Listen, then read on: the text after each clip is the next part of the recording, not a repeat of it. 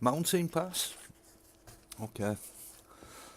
I've picked this video, or this replay, because it shows you how we dig out campers, and it shows some really good play and some good manoeuvres. It shows the ability of our guys to listen and do as they're asked. You couldn't ask for more. If you were field commanding, you couldn't ask for more. Here's the thing, you consider positions. We want the heavies down there at G1.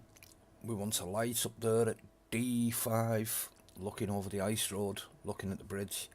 And we want the progettos round about D3, D2, looking across at H5, 6. We'll see it going out, see how we get on. The light's on his way to the bridge. The progettos are going to run back, round about D2, D3. And they're going to focus across, and the heavies are going to make their way down to G1, H1. Why do we do this? Why is it like this? What's this tactic about? Well, we need an eye on the ice road just in case their two lights and their medium decide they're going to come up the ice road and skip us out, or in case it's a heavy push that way, which is a bit weird, but people do it. Okay, our light engaged there. He took a dig for that, but it's enough for now. We'll leave him there. We'll get our heavies in position. We're not too worried about anything yet. We'll just get him back out for a minute, the lights, and just hang fire. Okay, so you can see our heavies here. Here's the thing. We talked about fire lines in the video prior to this one. And this fire line that's set up with Big Hand, myself and Red Crow, it's sort of an advancing ambush line. But you can see what happens here. They set up 3 of them waiting. We're expecting possibly the Lightfoot come round corner, and as soon as he does, well, that's back to the garage for him. You can see our progetto's just waiting patiently. We've sent the light out to have another look at the ice road, this time not from the bridge from where he got it, but he's going to have a look down that back side and see if there is a push coming that way. If there is, it's not a problem, because we've got 3 progettos hanging back, decappers, and we could send some of the heavies back if we wanted from this position, so it's not a big thing. He doesn't appear spotted out, so I'm going to move the lights, or at least one of the lights, for check the bridge. Just make sure that he's not sneaking over the bridge now that it's not covered. Doesn't appear there's anything there. We're still waiting. Heavies, see if we can pick up the light on his way around. He's about to have a nosy. Oh, back to the garage. And disperse, because now what they know is there's 3 heavies there, so our 3 heavies split up. 3 of our heavies haven't even been seen, so they've still no idea where our heavies are. They've still no idea where our progettos are. They haven't got a clue. All they know is that we had a light on the bridge, and 3 heavies have just appeared at this corner. From this, we wait and see if anything else happens. There's nothing else coming by the looks of it, so we're going to push the heavies. We're going to get the light for absolutely make sure that there's nothing coming down the ice road, and come round under the bridge and get to around about G5, where the progettos can cover him if it comes down onto him. If that's okay, we're going to push the progettos over the bridge down to, say, F7, and we're going to get them wait there. By now, you've probably figured it out. These are a bunch of camping mothers.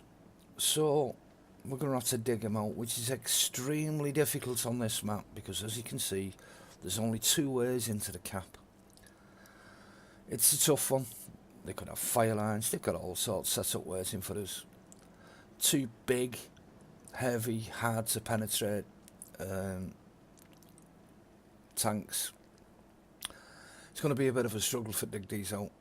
So we'll get in position, and we'll get set up, and we'll talk through the plan, and then we'll follow through on it. We need somebody to check that K6, just to make sure they've not got a set of tanks waiting there for us. Waiting for us for crossing. down the HJ line and then coming behind us. So you always need somebody to check that out, just in case they've got a good set of tanks hiding out the way. So that's going to be taken care of. The heavies are going to get in position. We're going to force the Progettos over the bridge when they get together, and they're going to hang out round about F7. Bit of spotting there from the light, nice one. Excuse me. Okay, so all you're witnessing now is whatever, he's moving into position.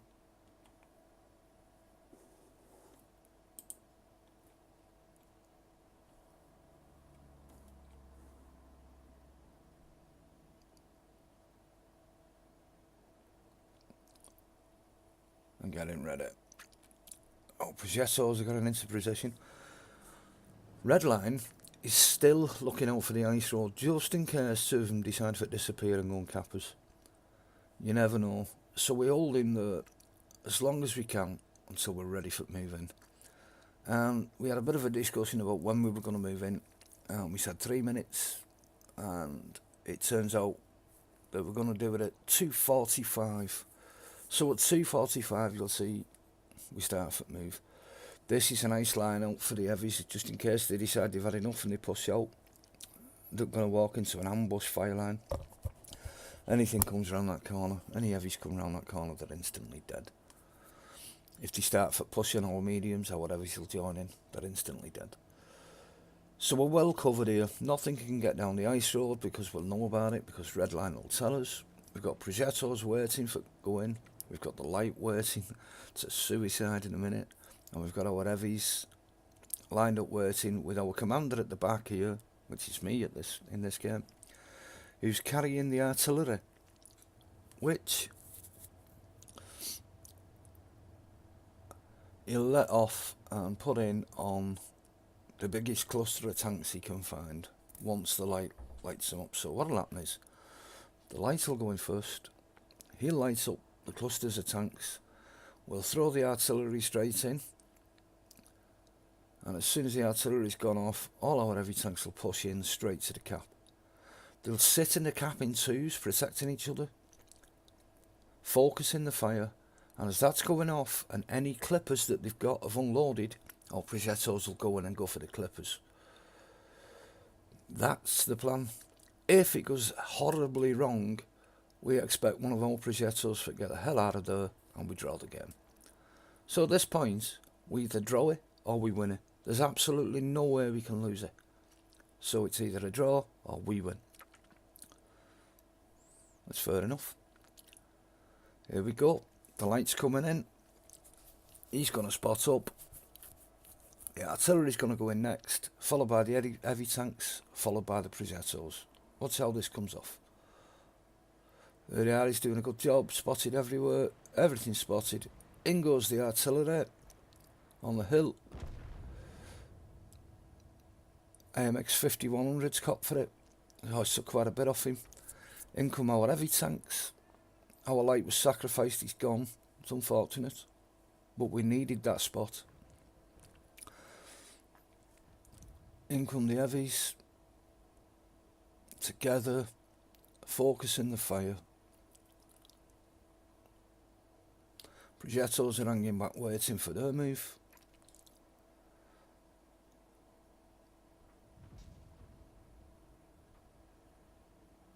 Oh, nice focus on this Samoa here. Off him out of it. A nice tracking shot to go down well at the beginning. There's one. And he's done. Heavy's getting in twos. You see him. I'm shielding using Rob. I'm shielding my left hand side using Rob. He's using me to shield his right hand side. If he blows, somebody lied behind him. Use the dead tanks.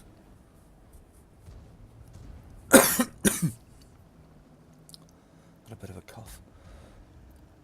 And now we're just focusing on tanks. Our Progettos have come in. One of them's run straight through and gone through the, I think it's the mod one. He's took the mod one clean out the game. The mod one can't do anything. He's just pinned in by that Progetto. Nice one, tank lock. And there is basically, yeah, there's 30 odd seconds on the clock left, and we've got about 7 or 8 seconds for cap it out. The game is in the bag.